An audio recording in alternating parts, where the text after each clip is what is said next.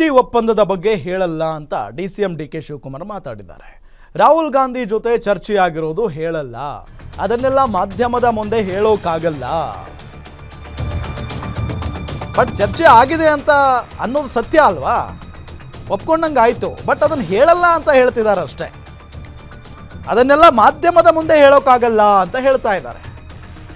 ಅದು 5-6 ಜನರ ನಡುವೆ ನಡೆದಿರುವಂಥ ಗುಟ್ಟಿನ ವ್ಯಾಪಾರ ಅಂತ ಹೇಳಿಬಿಟ್ಟಿದ್ದಾರೆ. ಈಗಾಗಲೇ ಏನೂ ಚರ್ಚೆ ಮಾಡಲ್ಲ ಅಂತ ಡಿಸಿಎಂ ಡಿಕೆ ಶಿವಕುಮಾರ್ ಈ ಸಂದರ್ಭದಲ್ಲಿ ಮಾತಾಡಿರೋದು.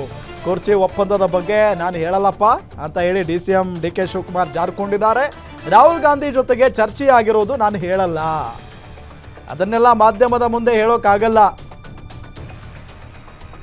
ಅದನ್ನ ಎಲ್ಲರ ಮುಂದೆ ಹೇಳೋ ಅವಶ್ಯಕತೆಯೂ ಕೂಡ ಇಲ್ಲ. ಅವರು ನಿನ್ನೆನೇ ಹೇಳಿದ್ದಾರೆ, ಒಂದು 5-6 ಜನರ ಮುಂದೆ ನಡೆದಿರುವಂಥ ಗುಟ್ಟಿನ ವ್ಯಾಪಾರ ಅದು, ಅದನ್ನು ನಾನು ಯಾರ ಮುಂದೆನೂ ಹೇಳೋಕ್ಕಾಗಲ್ಲ, ಪಕ್ಷಕ್ಕೆ ಮುಜುಗರ ಆಗುತ್ತೆ, ಅದನ್ನು ಅವರ ಮುಂದೆನೇ ಮಾತಾಡ್ಕೊಳ್ತೀನಿ, ಈ ರೀತಿಯಾಗಿ ಮಾತನಾಡಿರೋದು. ರಾಹುಲ್ ಗಾಂಧಿ ಕಮ್ಯುನಿಕೇಶನ್ ಮಾಡಿದ್ದಾರೆ ಸರ್ ಜೊತೆಗೆ. ಅದನ್ನೆಲ್ಲ ನಾನು ರಾಹುಲ್ ಗಾಂಧಿ ಅವರು ನನ್ನ ಹತ್ರ ಏನು ಕಮ್ಯುನಿಕೇಟ್ ಮಾಡಿದ್ದಾರೆ ಅದೆಲ್ಲ ನಾನು ಮಾಧ್ಯಮದಲ್ಲಿ ಮಾತಾಡೋ ವಿಚಾರ ಅಲ್ಲ, ನಾನು ಹೇಳುವಂತ ಅವಶ್ಯಕತೆ ಇಲ್ಲ.